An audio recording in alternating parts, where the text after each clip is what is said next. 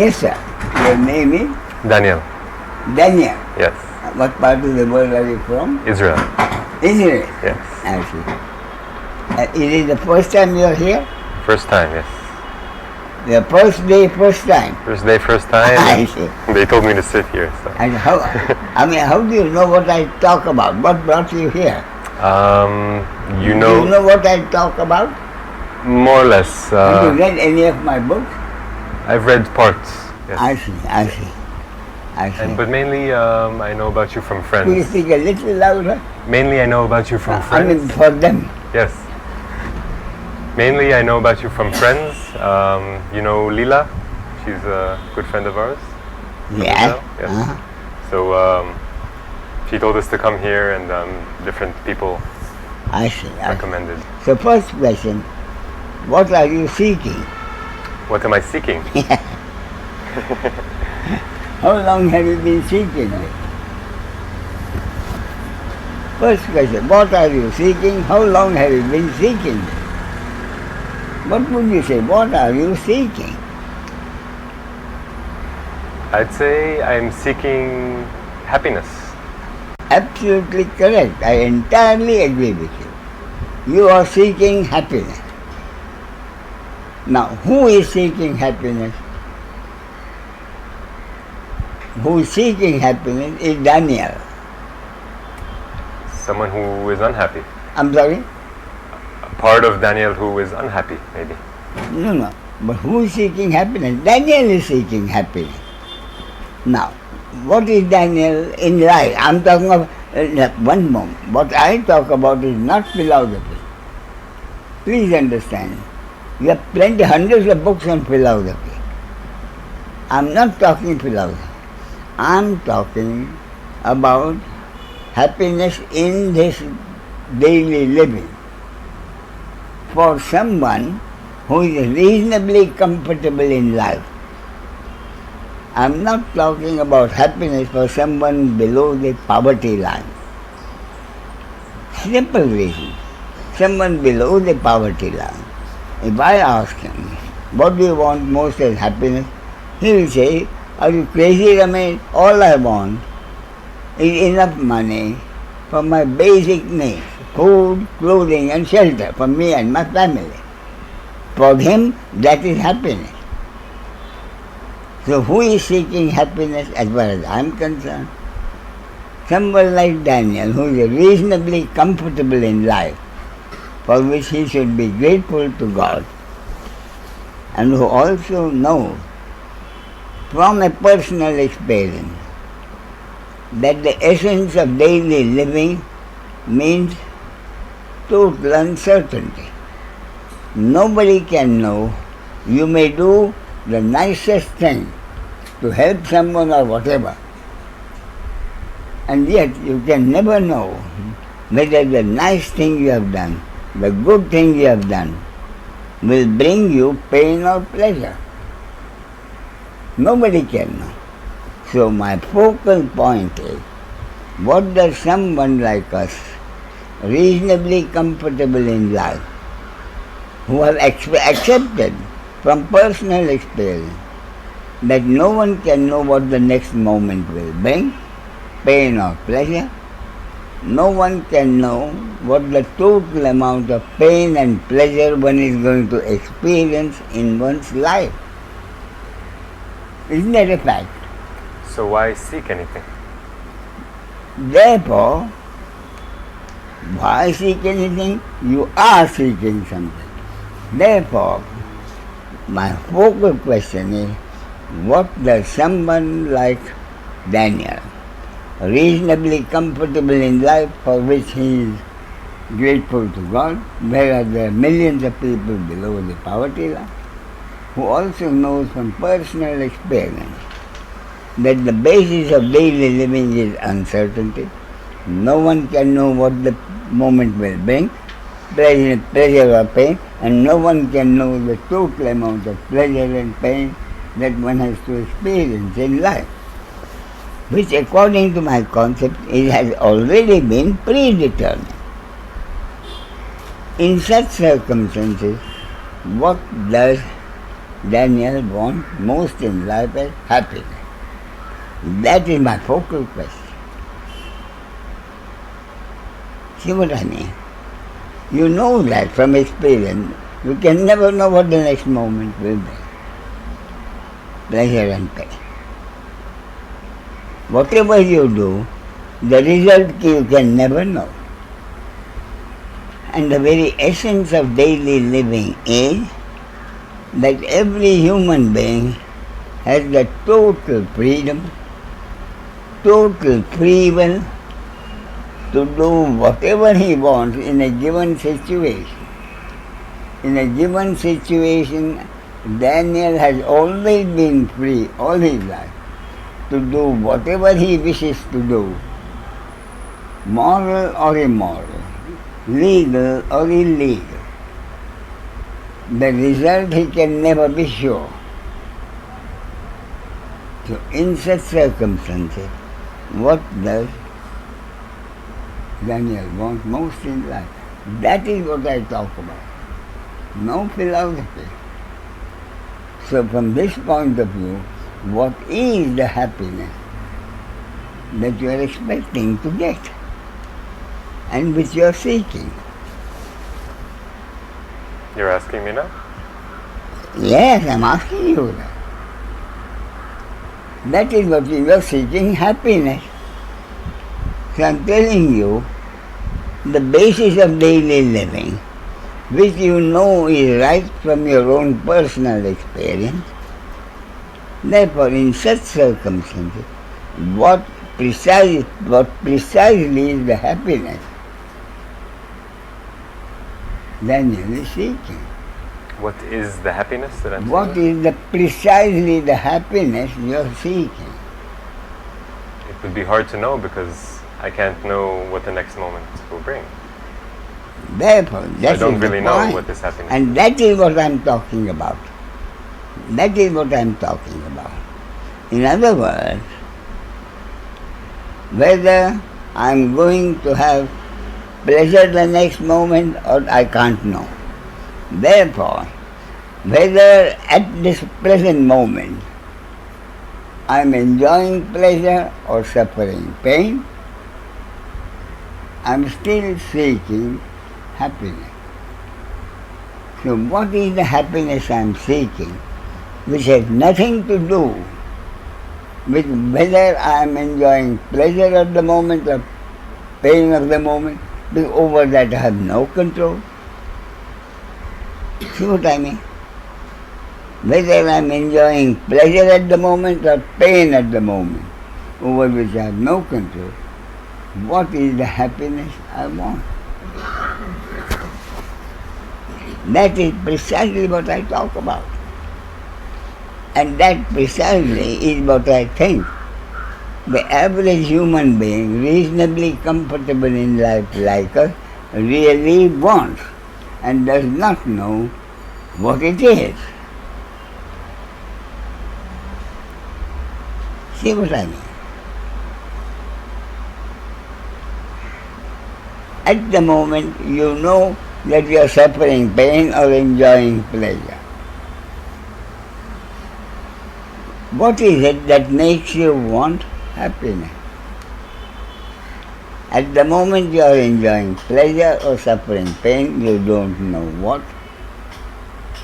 And yet, either way, whether you are enjoying pleasure at the moment or suffering pain in the moment, what is it that is happening which makes you want happiness? Again, let me explain. Every human being knows that that is the fact of life, which no one can change. In this game of life, that is the basic rule.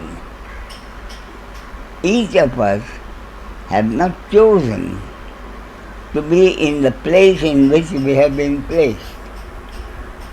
By the grace of God, we are in a reasonably comfortable position for which we are grateful to Him.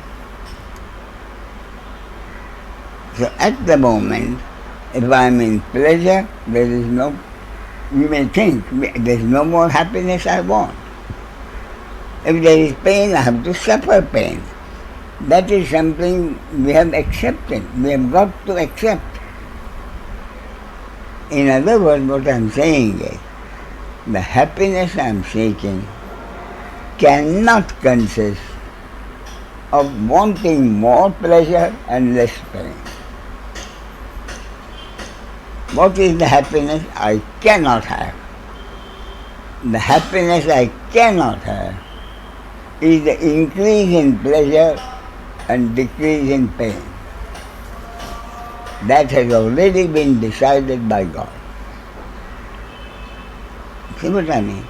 Otherwise, what is the happiness I want? More pleasure, less pain. You can't have it. It's already predetermined. So in such circumstances, what is the happiness? These are the facts of life over which no one has any control. Even if God took human form, in that human form, he still has to follow this basic rule of life. So is the problem in the wanting happiness? No, the problem is, what is the happiness you want? Problem is, what is the happiness you want?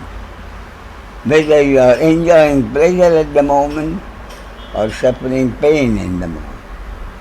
More accurately, why do I want happiness when I am enjoying pleasure?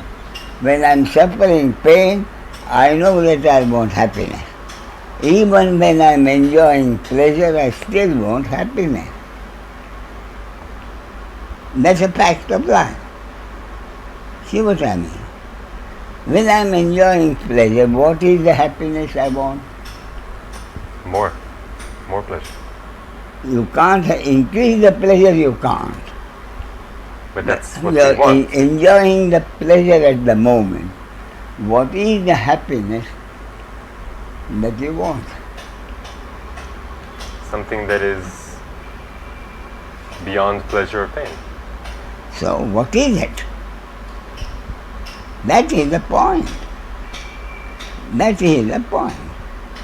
So I'm going step by step, because I talk to you from my own personal happiness. I sought enlightenment or self-realization for 40 years, and it ended in frustration. Nobody could tell me what is enlightenment. More important, no one could tell me. Even the scriptures could not tell me.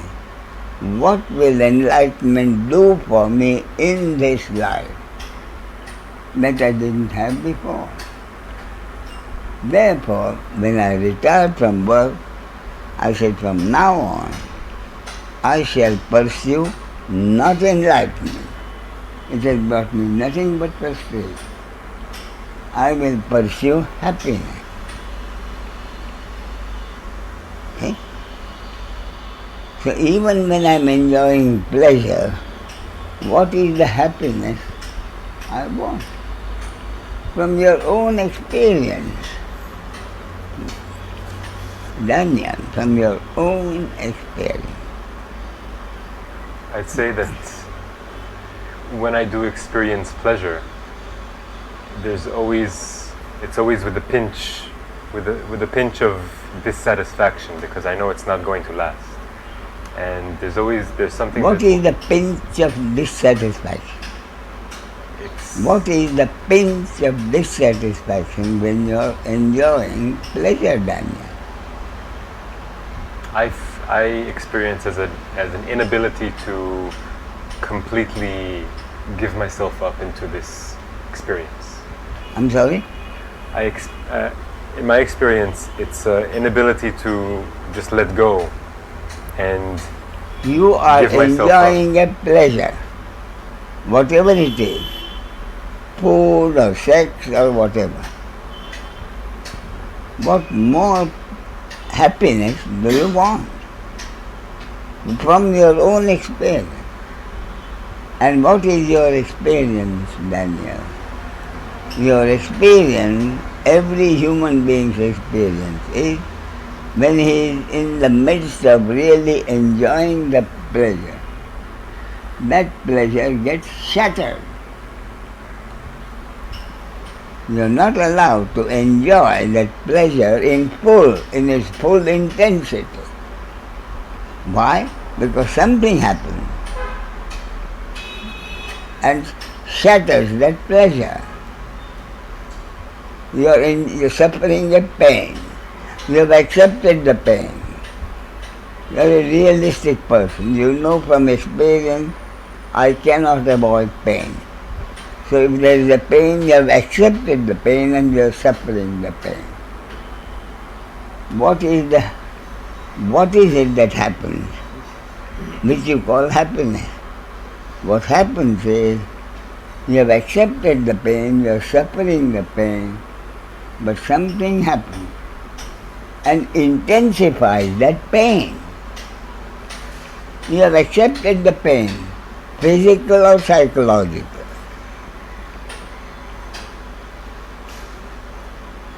If the pain is there, then you take physical pain, you take an aspirin or whatever you want, you try to reduce it to the extent possible, and thereafter you have accepted the pain and you are suffering the pain. But actually, what is your experience? Your experience is something happened, and the intensity of that pain is even more intensified. See what I mean? Therefore, the happiness I am seeking is the negative happiness of the end of this suffering. What is the end of the suffering? What is the suffering which you want ended, which you call happiness? The shattering of the pleasure which you are enjoying, or the intensity of your pain being increased.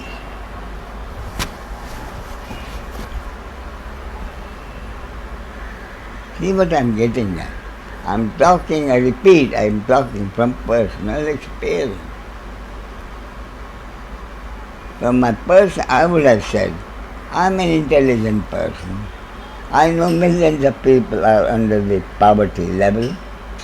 God has put me in a reasonably comfortable in life, for which I am ever grateful to Him.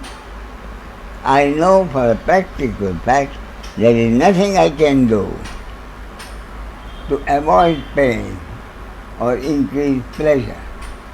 Therefore, I have made up my mind. I have accepted the pleasure when it comes, I enjoy it. When the pain is there, I suffer it. And yet, I am seeking happiness. See? So what is that happiness I am seeking? In spite of accepting totally the pleasure as it happens or the pain as it happens, when you go into it, this is what happens.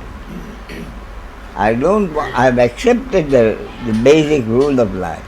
I have accepted that pleasure and pain will alternate. Therefore, I have accepted the pleasure and I am enjoying the pleasure. I have accepted the pain and I am suffering the pain. But my experience is, over which I have no control, my pleasure gets shattered, my pleasure of the moment gets shattered, my pain of the moment gets intensified. That is all I want. I have accepted the basis of life, pleasure and pain. I have accepted the basis of life. But I don't want my pleasure of the moment to be shattered and my pain of the moment being intensified. And that is the happiness I am pursuing. That is the happiness I am pursuing.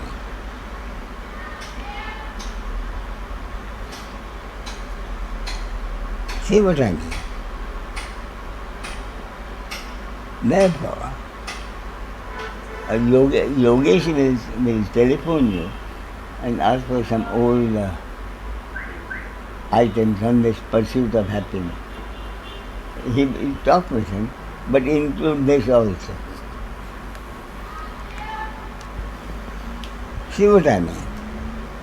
Therefore, the most important conclusion I have to come to is the pursuit of happiness does not mean anything positive. Anything positive can only mean pleasure in the moment or pain in the moment. Therefore, the most important conclusion, the happiness I am seeking is not to be found in the pleasures of life, over which I have no control. Does not increase of pleasure or decrease of pain. Most important, that is a fact.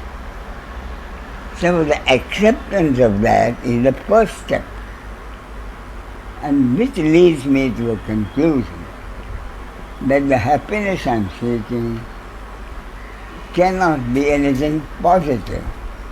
The happiness I am seeking can only mean the end of the suffering, not positive, negative.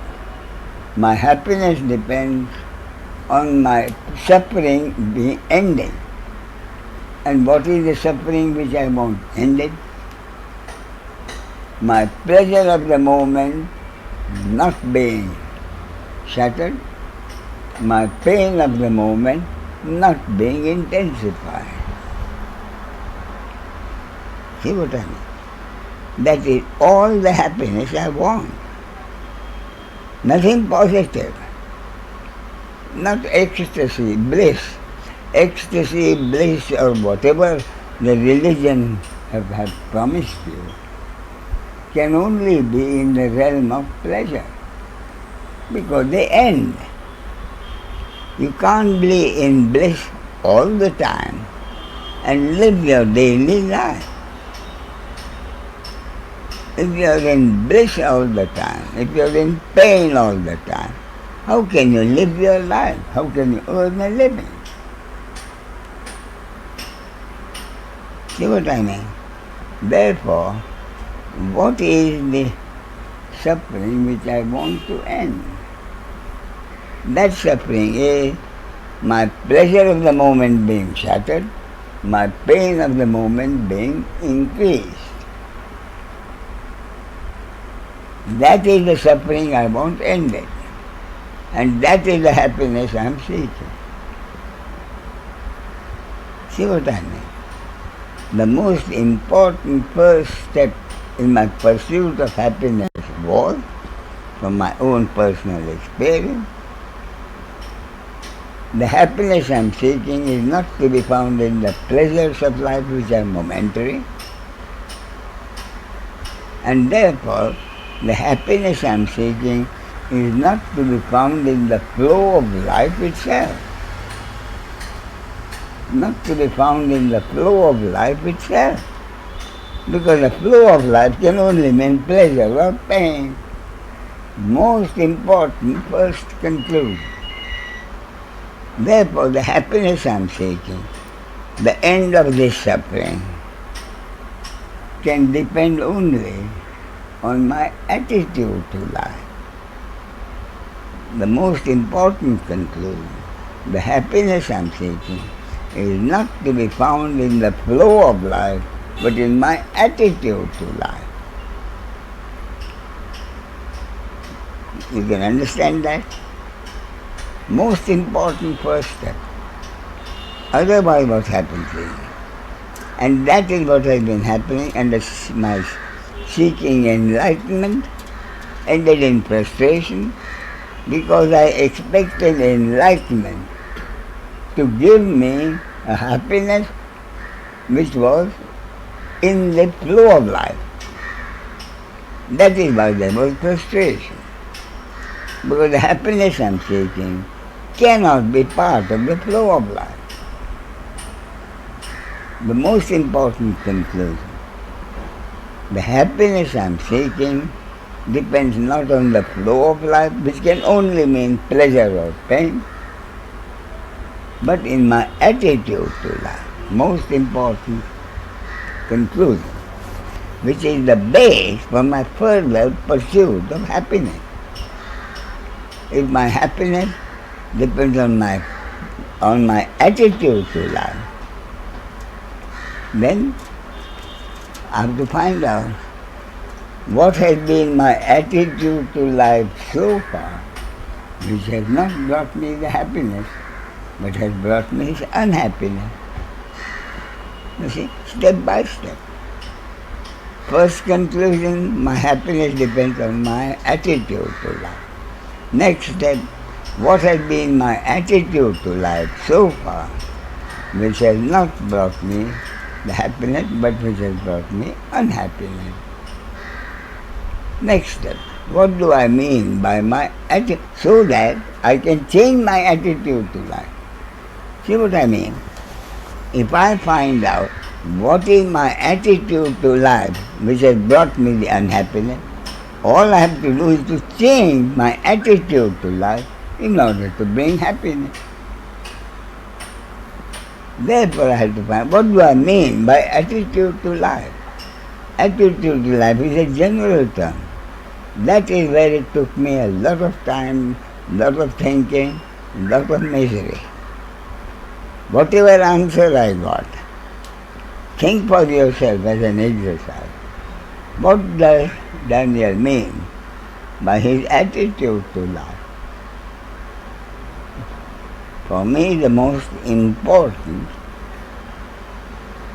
mental exercise, intellectual exercise. Whatever answers I got, I threw them out as not being adequate.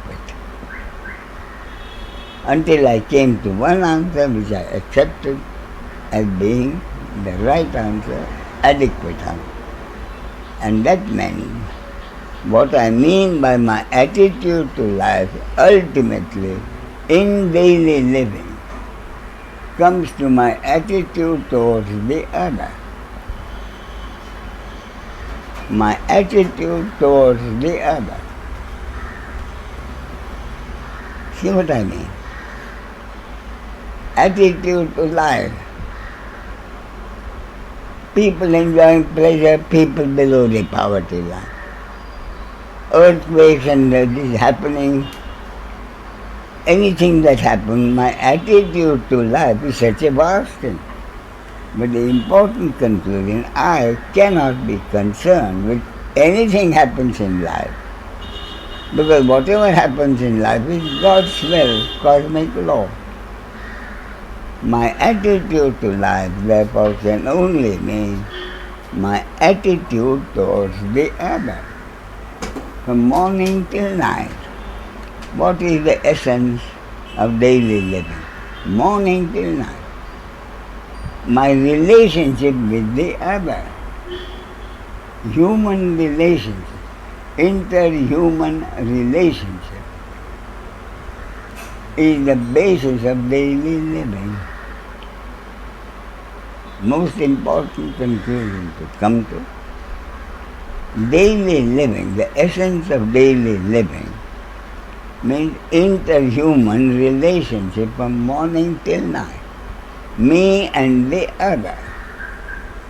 The other may be a close relative, my parent, my wife, son, my brother, or a close relative, or a neighbor, or someone connected with my business or occupation, or a total stranger. My daily living means my relationship with the other, whoever the other is. The other may be a close relative or a distant stranger. Whoever the other is, what has been my relationship with the other, whoever the other is, which has not brought me the happiness, but unhappiness. See the crucial question I came to. We're talking about happiness. What do you mean by happiness? You don't know. Now I've come to the conclusion. that the happiness I have depends on my relationship with the other, whoever the other is, closest relative or the farthest stranger. So next question was simple. What has been my relationship with the other so far? Whoever the other is, closest relative or the, which has brought me unhappiness and not happiness. That is the crucial question.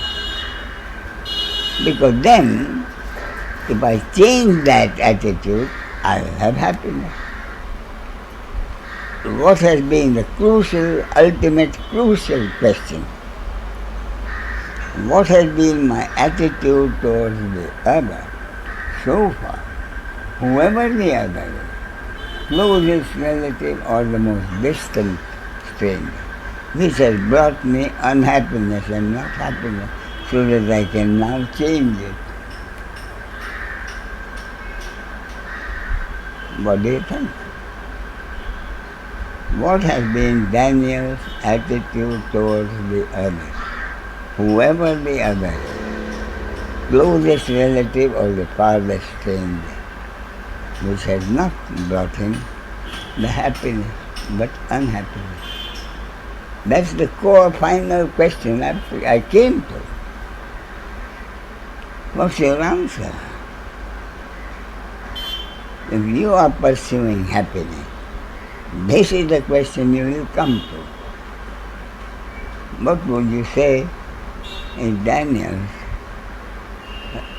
attitude towards the other so far in life, which has brought him unhappiness and not happiness?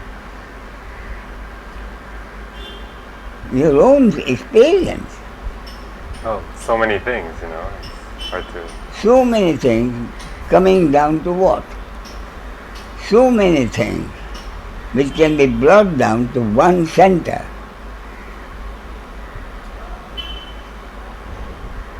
So many things towards so many different people. That's what you mean. Yeah, different relationships. Closest relative to the farthest stranger. Hundreds of people. Every person reflects a different attitude, so in myself. So, what has been your attitude towards the other? Hundreds of others during the day or during the year. What has been your attitude towards the other? From your own personal experience. I'm not talking philosophy. I'm talking about Daniel's personal experience.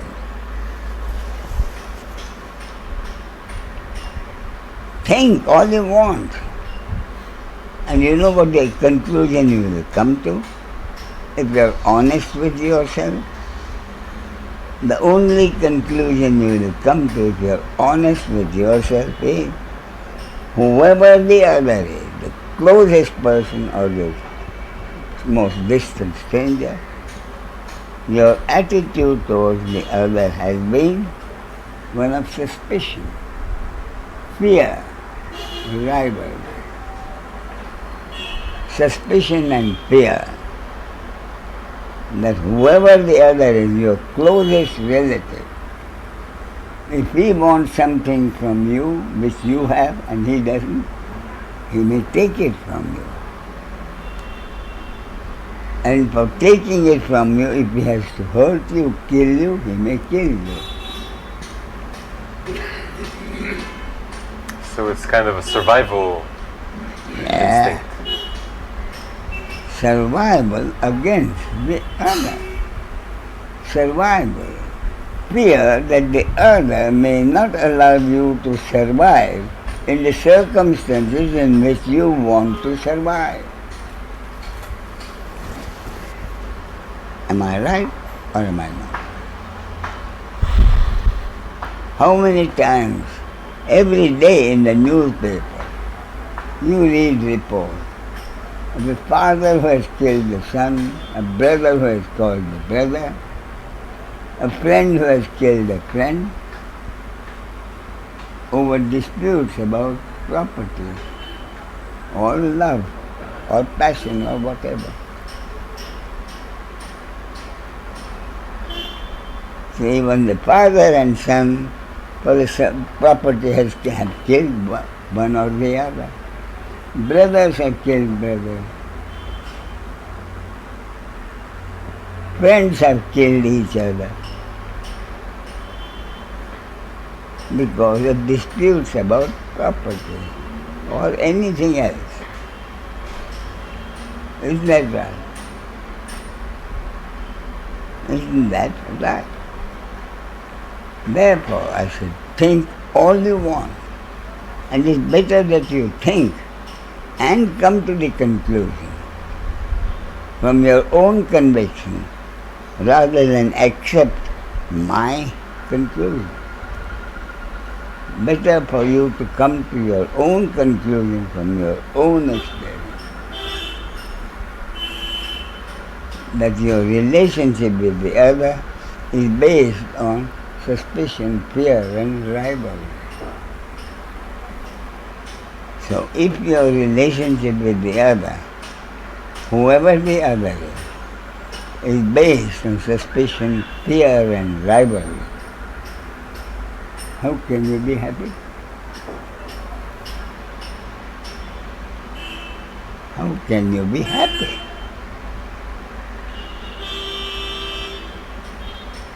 And this has been the basis of the relationship in interhuman relationship from time immemorial. What I described to you has been happening for hundreds and thousands of years. A kingdom, two heirs. One heir kills the other in order to usurp the kingdom. Whatever the property, $50,000 or $1 million, shared between two. One kills the other, wants to take the whole thing. Isn't that right? Therefore, I repeat, think it out on your own. Don't accept my conviction. But my conviction has been that the human being is not happy because his relationship with the other, whoever the other is not harmonious, but is based on suspicion, fear, and rivalry. And that the human being can be happy only if his relationship with the other is totally harmonious. And what is totally harmonious? Never being afraid of the other harming me in any way. What is the basis of a totally harmonious relationship with the other, whoever the other is? The nearest relative or the farthest stranger. That harmonious relationship can only be that the other cannot harm me. I don't have to fear the other. That is the totally harmonious relationship. And why has it not happened all these thousands of years? That has not happened for thousands of years. Therefore, do you know the conclusion I came to, Daniel? The conclusion I came to is pursuing happiness is stupid because God never intended the human being to be happy. God intended the interhuman relationship to be based on suspicion, fear, and rivalry. Therefore, God never intended the human being to be happy. Therefore, He made the condition of daily living uncertainty at the very basis of daily living. And he made the interhuman relationship to be based on suspicion, fear, and rivalry. Therefore, do you know, in my pursuit of happiness, the conclusion I came to, stupid to pursue happiness. All I can do is to accept the pleasure and pain as they happen, and accept also my pleasure being shattered and my pain being intensified. That also I have to accept. And that is the only happiness I can have. In other words, I came to the conclusion, God never intended any human being to be totally happy. Isn't that right? I don't know.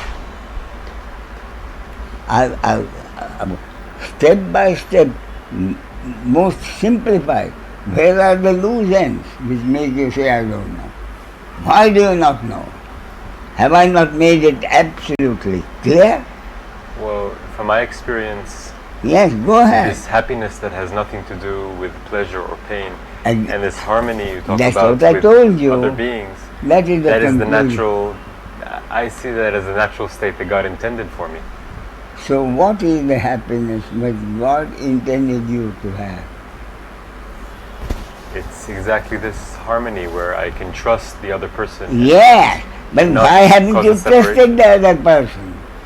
Why has no human being, except a very, very few exceptions, who have to say, yes, I am happy, I am in love. And then the most important conclusion I came to, I pursued this, and then I came to the conclusion that the happiness I am seeking, depending on a harmonious relationship with the other, I did get it. And I came to the thing that itself is enlightenment. In other words, enlightenment means having my real nature, reaching my real nature, and my real nature is happiness. That is the conclusion I came to. But at that point of time, I decided that God, they never intended human being to be happy. You think I write the only conclusion I could reach? Could you have reached any other conclusion? Tell me, could you have reached any other conclusion? Yes. Tell me. That I invite you to tell me. As a human being, yes, I have the capacity yes, to live, to have a harmonious relationship with the other. Yes. Why have you not had this harmony? If you have the capacity to have a harmonious, have you had it? Have you been able to treat the other without the sense of suspicion, fear and rivalry? Sometimes, yes. Sometimes is not the point. Every time. Sometimes everybody has experienced it. Sometimes he has done it. But unless you are able to do it every time, you cannot be happy. So how is that possible? Therefore I decided that is not possible. It is possible to do that sometime, but not every time. Therefore I decided that God never intended me to be happy. And I said the maximum happiness is to be able to accept the pleasure and pain as it happens, including the shattering of the pleasure and the intensification of the pain. And when I had totally accepted it, not with resentment, that is the way it is supposed to be according to God's will. Therefore I accepted it without any resentment as a fact of life, with total humility, knowing that there is nothing I can do about it. And when I had totally surrendered my pursuit of happiness, when I totally surrendered my pursuit of happiness, I got the answer from outside.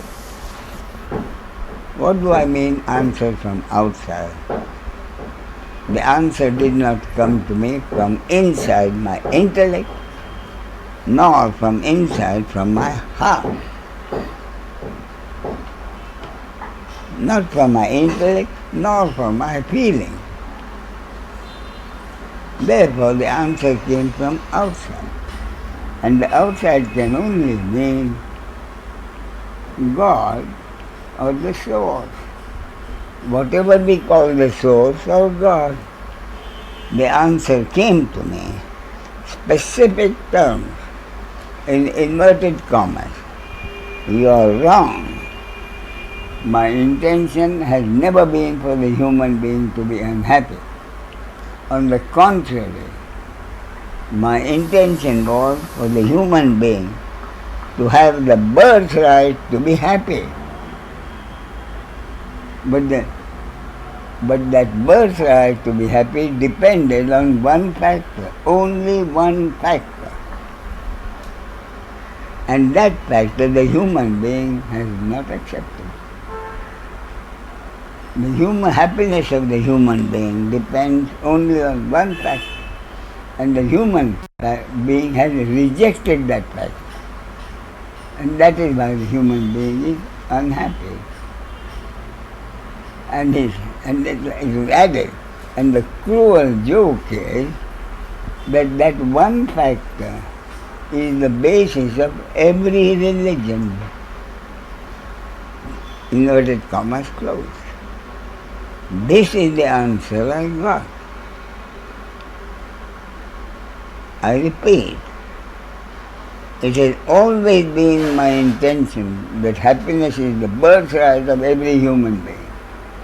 But that birthright depends on one factor, and the human being has rejected that one factor. And the cruel joke is that factor is the basis of every religion. Earlier, I had considered the question, why have there been religious wars? Can there not be one basis for all religion, so that religious wars will not happen? But the fact that religious wars have happened can only mean that there cannot be one factor, one basis of every religion. But now my answer from God is, there is one basis for all religions, which the human being has rejected. So my next step was quite clear. From that basis, with the total acceptance that I have already told you, that my happiness does not depend on the flow of life, but in my attitude towards the other. What is the basis of every religion? And then I came across 4 beautiful words from the Bible, which I had come across, forgotten how many times? 20, 30, 40 times. And those 4 words are, Thy will be done. Thy will be done. What part of the world are you from? Israel. That's from the Bible. Yeah. So you know those words. Yes. Thy will be done. Daniel, do you believe in those words? Thy will, what does thy will be done mean, Daniel? What do they mean? They don't need any interpretation. You know what the Advaita Vedanta says? This is fullness. from that fullness, you take away fullness and fullness still remains. You add fullness to it and the same fullness remains. That's not easy to understand, is it? And that is what the source is. That is advice. But the Bible says, because the advice is not concerned with daily living, until I use that advice for daily living. So Bible says, thy will be done. I honestly cannot imagine 4 words which are simpler to understand. For me it's so clear. What it means is, thy will be done. Means no one else's will be done. Thy will be done, therefore my will not be done necessarily, which means nothing can happen unless it is God's will. Isn't that right? Thy will be done. Meaning is simple. Nothing can happen in this world unless it is God's will. And I added cosmic law. For those who don't like the idea of God, now that's another interesting point. The atheist, if I say, thy will be done, nothing can happen unless it is God's will. The atheist can be sitting there and telling me, Ramesh, please don't talk about God. I don't believe in God. Suppose an atheist tells me, I don't believe in God. What do you think my response will be? Call it something else. I'm sorry? Call it something else. Don't call No. Whatever you call it is God. No, but you would say to the atheist, you can call So it to something the else. atheist, he says, I don't believe in God. My response to it will be, I agree with you. You know why? What is the basis on which the atheist says, I do not believe in God? What is the God which the atheist says, I don't believe in? And I say, you're right. Because the atheist says, what I am told, my religion tells me, God is up there. An old man sitting there with a long beard, keeping track, huge computer, keeping track of every sin every human being does, and waiting for him to finish his life and come to me, and I'll punish him. That idea of God, that concept of God, I am not prepared to accept. And I say, I agree with him. You see? What is the idea of God? 99% of people have. What is the idea of God that you have? Isn't that the idea of God you have? An entity, an all-powerful entity, all-knowing, all-powerful entity.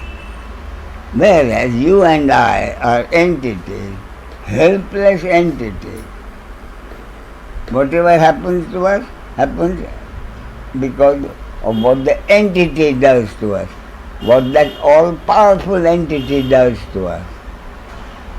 Therefore, we must pray to that all-powerful entity and say, please, increase my pleasure, lessen my pain.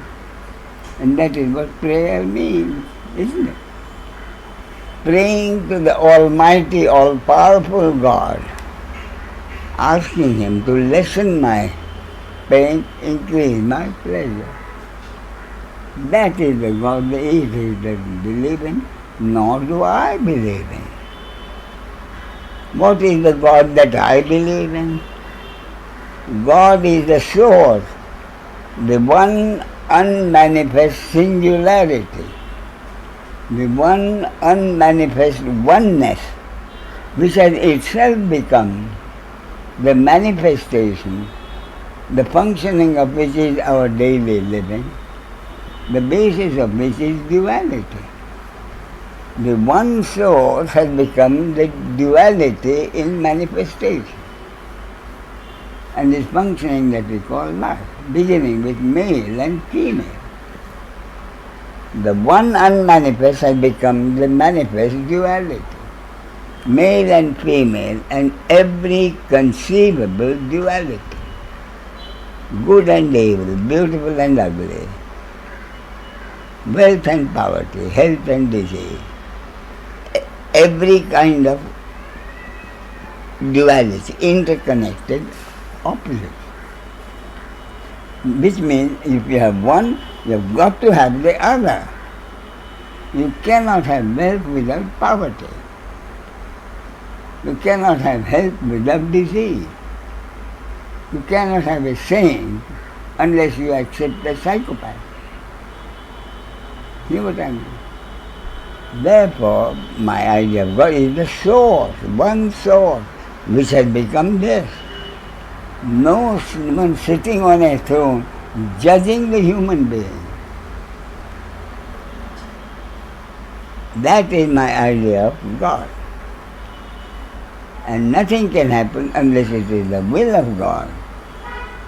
Which means the one singularity has become the manifest duality, and whatever is supposed to happen has already been predetermined. The movie of life is already complete and in the can. We are witnessing the movie of life frame by frame by frame, whereas the entire movie is already in the can. Therefore there is no God waiting to punish anybody. God knows. Whatever is to happen has already happened according to His will, according to His script, the divine script. Everything has happened strictly according to the divine script, which is what is meant by Thy will be done. Thy will is the divine script.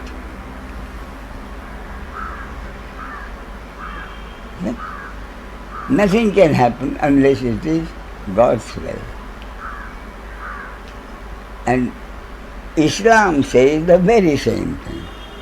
The Hindu religion says the same thing in a more powerful way.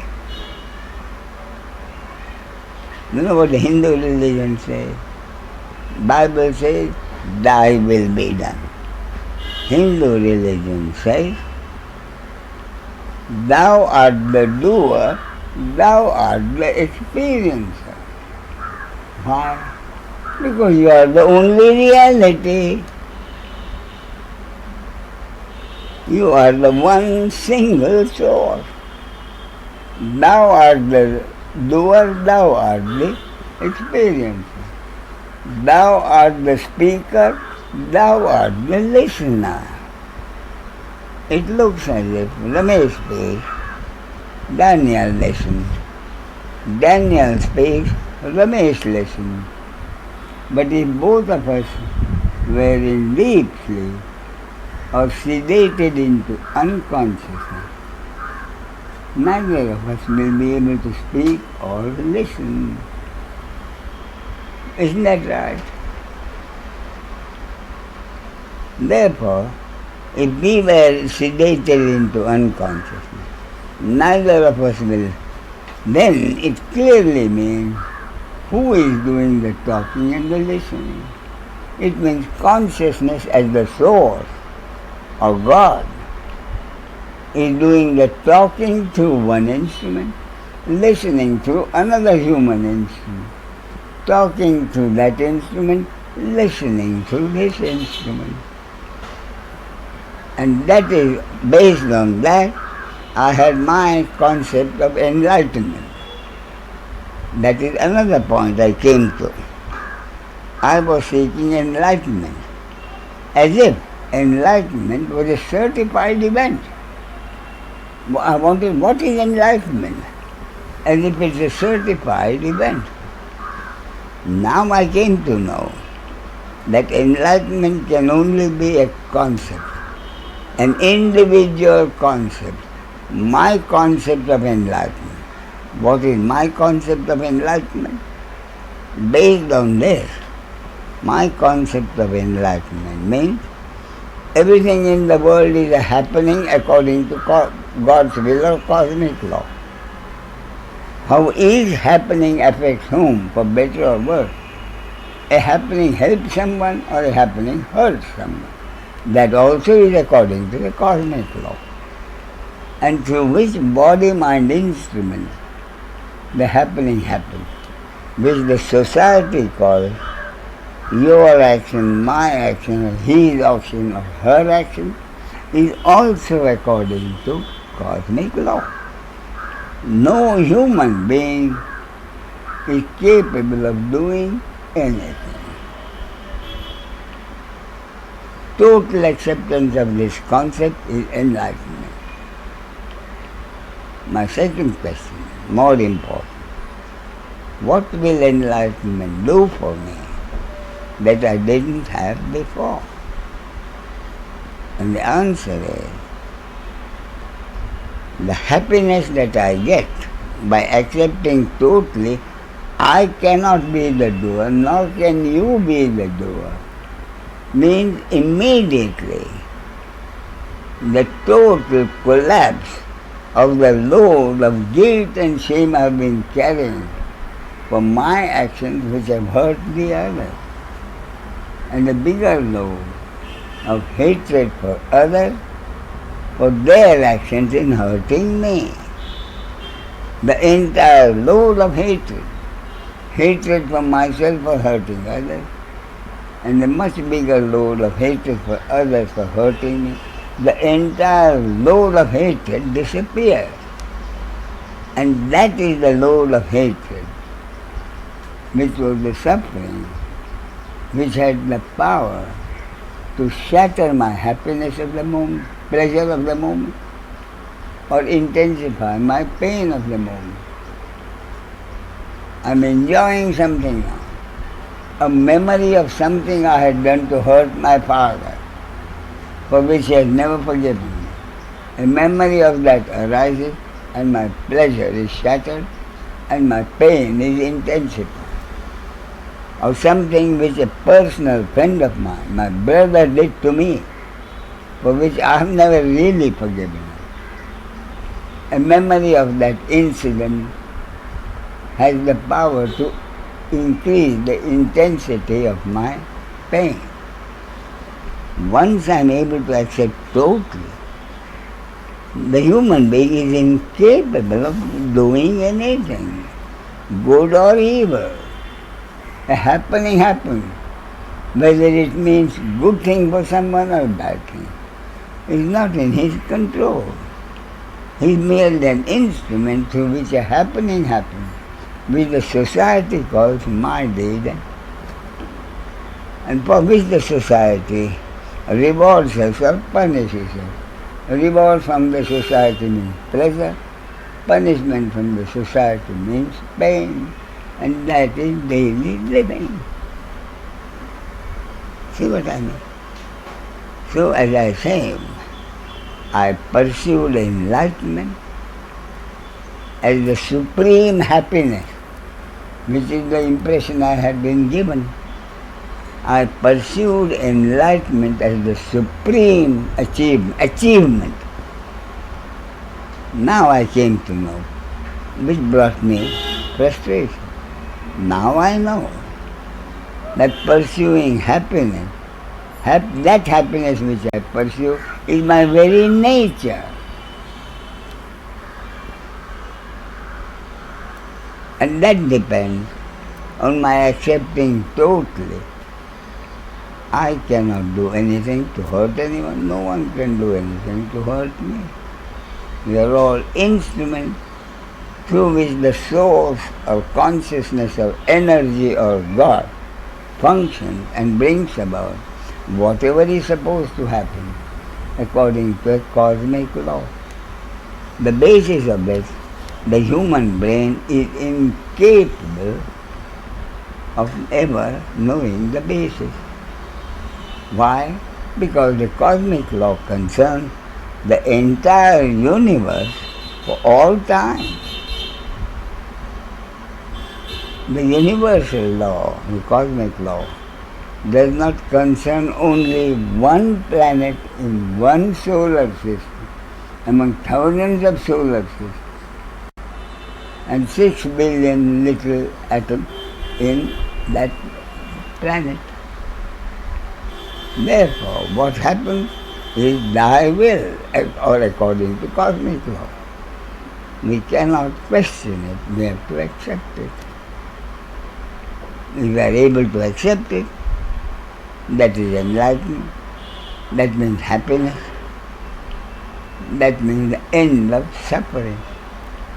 The suffering being that which intensifies the pain of the moment and shatters the pleasure of the moment. Okay, Daniel. So, any question? Suresh, give this as a basis of the pursuit of happiness, along with others which you may have collected. Okay? Audio. Yes, he's only concerned with the audio. Question that comes up is... Yes, go ahead, please.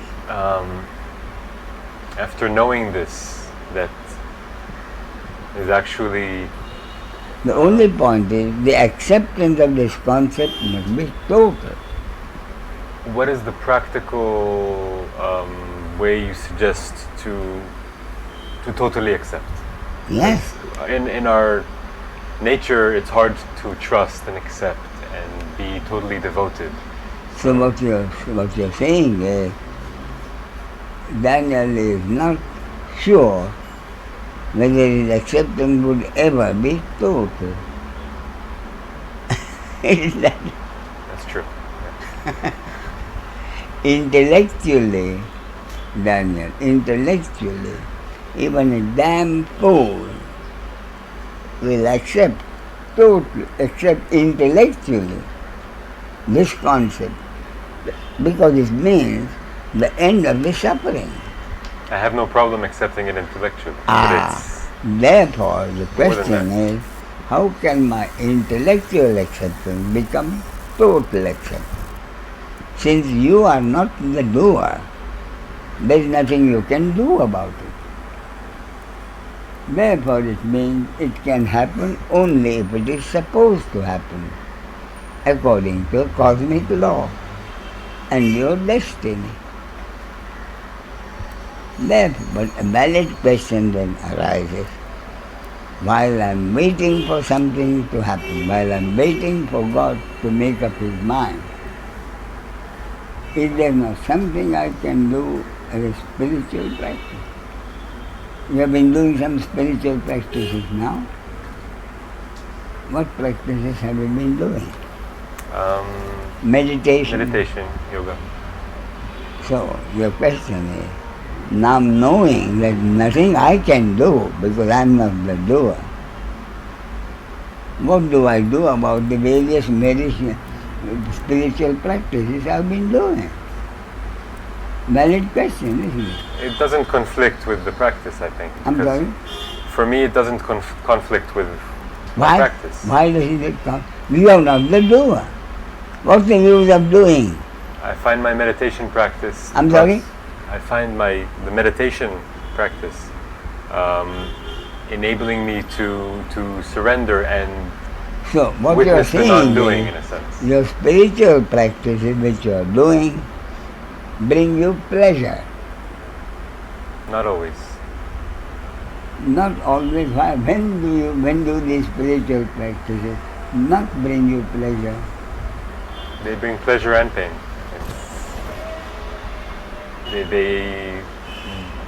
It's When just being with whatever is. When do the spiritual practices bring you pain? When do they bring me pain? And when do they bring you pleasure? It depends. If I'm sitting for meditation and there's painful emotions that come up, then I experience the pain. And pleasure likewise. When you're doing in other words, are you doing the spiritual practices because you feel you're forced to do them? Or do you do them because you like doing them?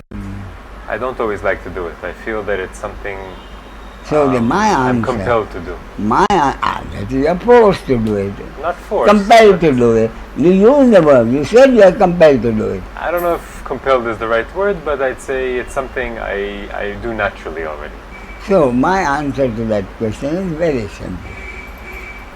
Whenever you feel like doing it because that will then give you pleasure, do it. Whenever you feel that you would rather not do it for whatever reason, don't do it. In a given situation, you have the total free will to do whatever you like. I feel to get a sense of this total freedom, sometimes I need to, in a way, discipline my mind. Only thing to understand is whatever spiritual practice you do will not bring you the ultimate freedom. Because those are the practices which you are doing and you cannot be the doer. Therefore, existing spiritual practices, do them, continue to do them if you like to do them. Give them up if you don't like to do them. But then another question still remains. While I am waiting for God to make up His mind, is there not something I can do to pass time? Because I've been used to doing some spiritual practice, with the understanding that that spiritual practice will have nothing to do with the ultimate result, just to pass time. It's a valid question.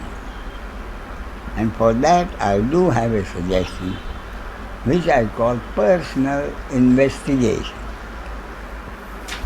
A very, very simple matter because you are really not doing it. If you have the time to do it during the day, you are free to do it any day. But if you don't find the time during the day, then at the end of the day, take 10 minutes off, sit quietly, and be comfortable. This is not a discipline. Take the most comfortable seat and have your glass of beer if that makes you feel more comfortable, and do some very simple personal investigation.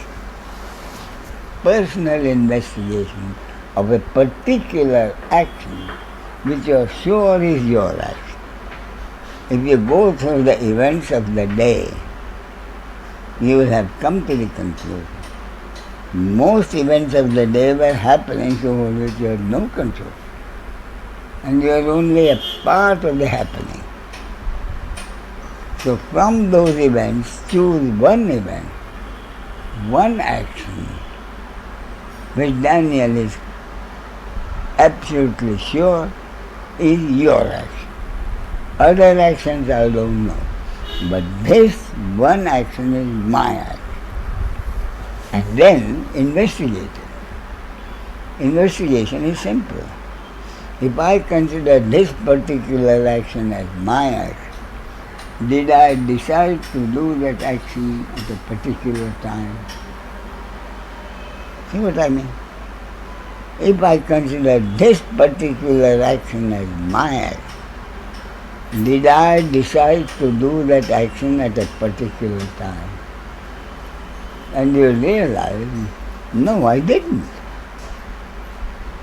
Then the investigation is, if I did not decide to do that, how did the action happen? And then you remember you had a thought. And that thought led to your action. If that thought had not happened, your action would not have happened. And you have no control over the happening of that thought. Because no one can have any control over what the next thought is going to be. No one can know what the next thought is going to be. It comes from the source of God, of consciousness. If that thought had not happened, your action would not have happened. And you have no control over that thought. How can you call that action your action? You have done the investigation yourself and come to the conclusion that the one action you are so sure is your action turns out on your own investigation not to be your action. Then your acceptance must go considerably deeper. And I assure you, you may investigate any number of actions, and every single time, without exception, you will keep on coming to the conclusion, not my action, not my action. And each time your acceptance will go deeper and deeper. If I had not happened to be at a certain place and time and seen something, my action would not have happened. And I had no control over being at that time, at that place, and much more important, for something to happen, which I happened to see, or hear, or smell, or taste, or touch. My action would not have happened. How can I call it my action? And each time the understanding goes deeper and deeper, until at a particular moment of time, which is your destiny, God's will, cosmic law, a divine flash of total acceptance is likely to happen. I simply cannot be the doer. And once that divine flash happens, there will be no more doubt that neither you are the doer nor anyone else is the doer. And then there will be no more doubt, and your acceptance will be total. Okay, Danya? So, if during the day any questions arise, you are free to come again and we'll deal with them.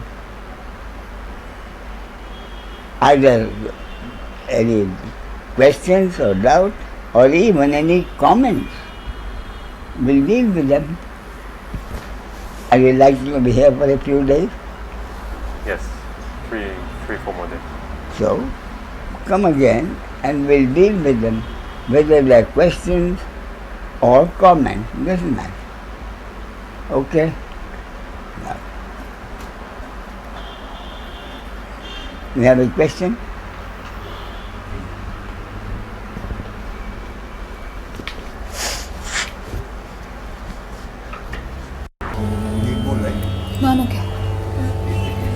गुरु ब्रह्मा गुरुर्विष्णु गुरुर्देवो महेश्वरः गुरु साक्षात् परब्रह्मा तस्मै श्री गुरवे नमः।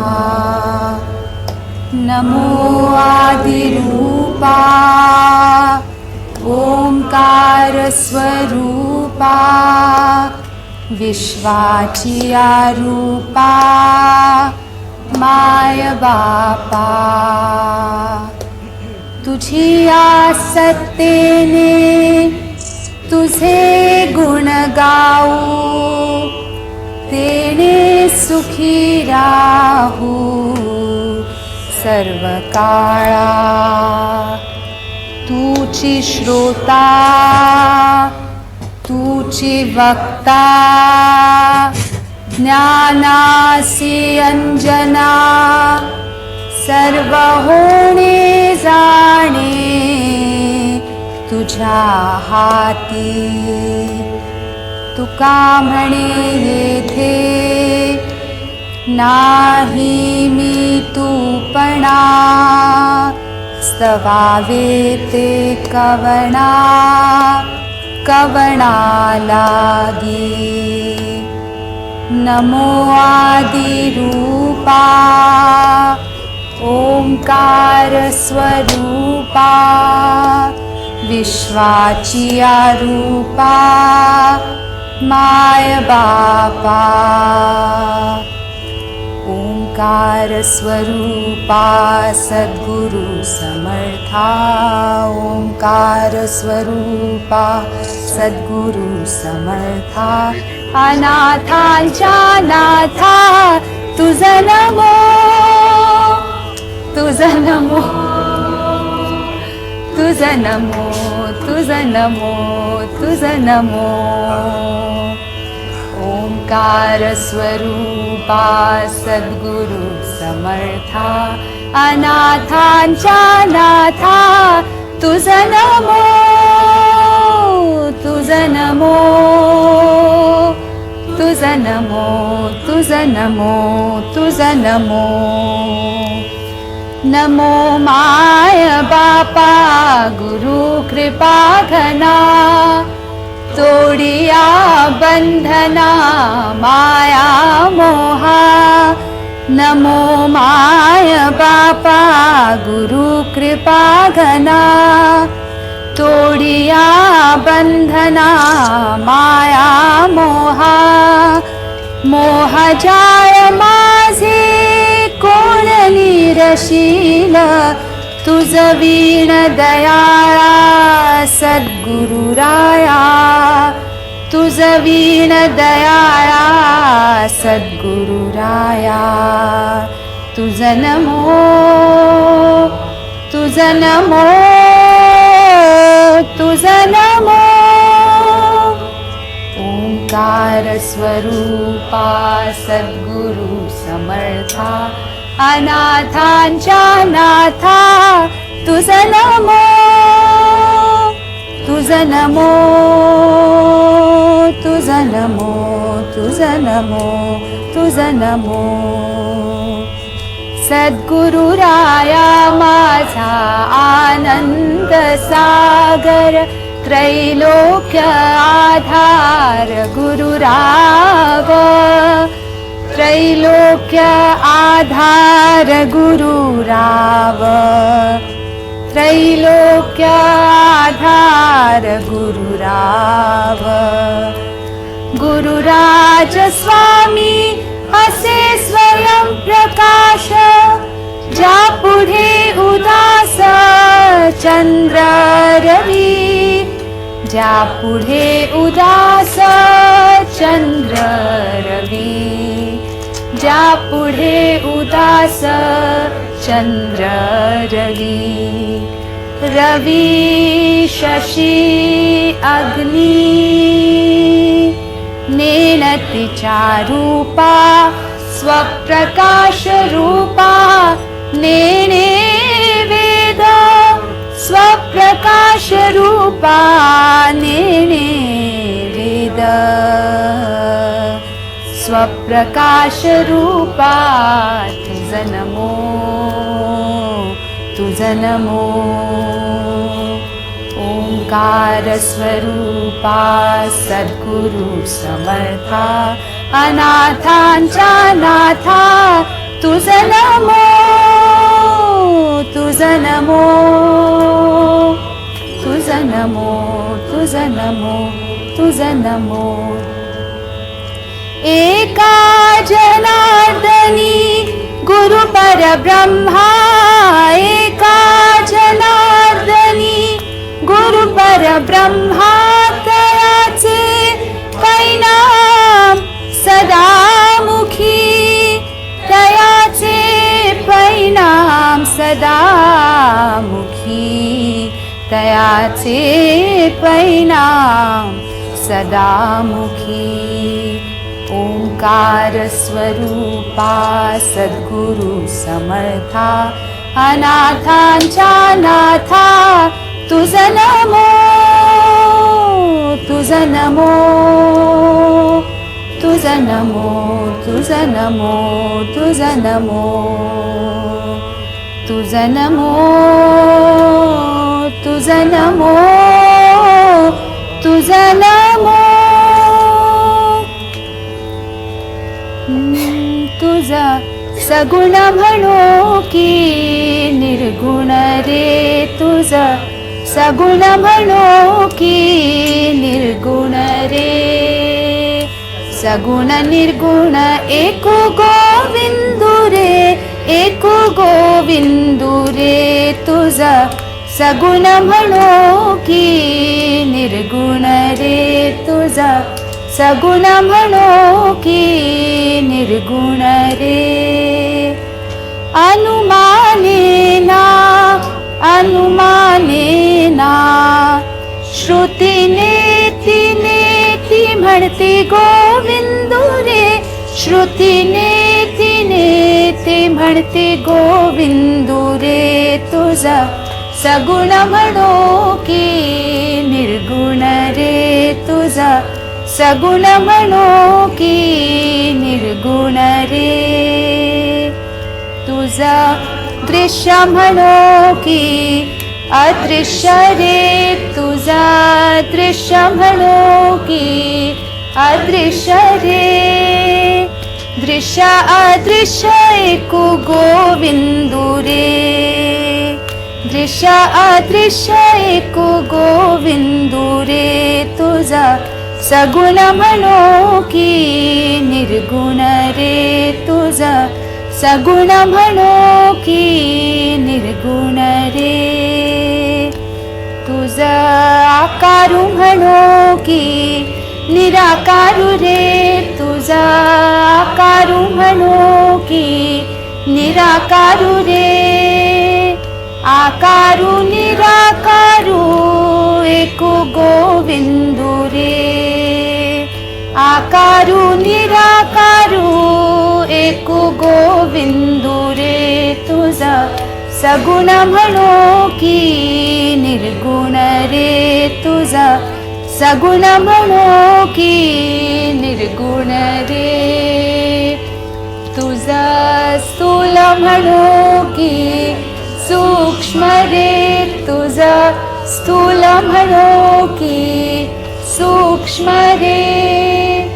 स्थूल सूक्ष्म एको गोविंदू रे.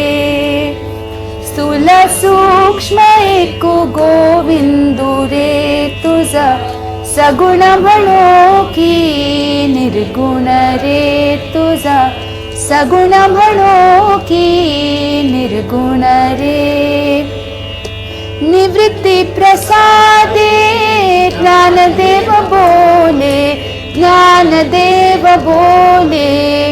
बाप रखुमा देवी वरू विठ्ठलू रे. निवृत्ती प्रसादे ज्ञानदेव बोले. बाप रखुमा देवी वरू विठ्ठलू रे. तुझा सगुण म्हणो की निर्गुण रे. तुझा सगुण म्हणो की निर्गुण रे. सगुण निर्गुण एको गोविंदू रे. एको गोविंदू रे. तुझा सगुण म्हणो की निर्गुण रे. तुझा सगुण म्हणो की निर्गुण रे.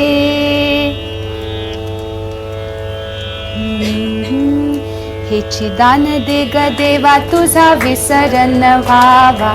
विसरण व्हावा. तुझा विसरण व्हावा. हेची दान दे ग देवा. तुझा विसरण व्हावा. विसरण व्हावा. तुझा विसरण व्हावा.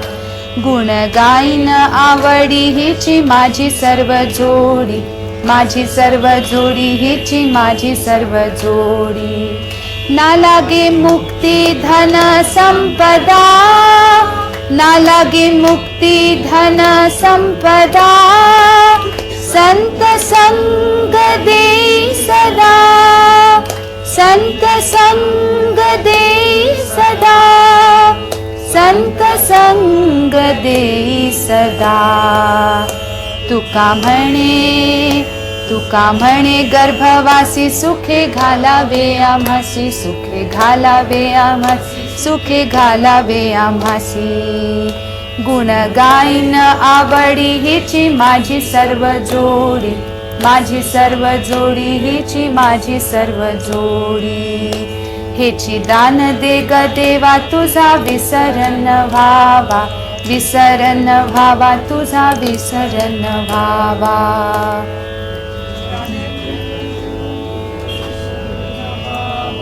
विसरन व्हावा तुझा विसरन व्हावा. तुझे रूप चित्ती राहो मुखी तुझे नाम, तुझे रूप चित्ती राहो मुखी तुझे नाम. देह प्रपंचाचा दास सुखे करो काम, सुखे करो काम. तुझे रूप चित्ती राहो मुखी तुझे नाम. देहधारी जो जो त्याचे विहित नित्य कर्म, सदाचार सन्मार्गाचा आगळा न धर्म. देहधारी जो जो त्याचे विहित नित्य कर्म, सदाचार सन्मार्गाचा आगळा न धर्म. तुला आवडे ते हाती घडे नित्य कर्म, तुला आवडे ते हाती घडे नित्य कर्म. देह प्रपंचाचा दास सुखे करो काम, सुखे करो काम. तुझे रूप चित्ती राहो मुखी तुझे नाम. तुझ्या पदी वाहिला मी देह भाव सारा, उडे अंतराळी आत्मा सोडूनी पसारा. तुझ्या पदी वाहिला मी देह भाव सारा, उडे अंतराळी आत्मा सोडूनी पसारा. नाम तुझे घेतो गोरा, नाम तुझे घेतो गोरा, होऊनी निष्काम. नाम तुझे घेतो गोरा, होऊनी निष्काम. देह प्रपंचाचा दास सुखे करो काम, सुखे करो काम. तुझे रूप चित्ती राहो मुखी तुझे नाम, तुझे रूप चित्ती राहो मुखी तुझे नाम. पांडुरंग पांडुरंग पांडुरंग पांडुरंग पांडुरंग पांडुरंग पांडुरंग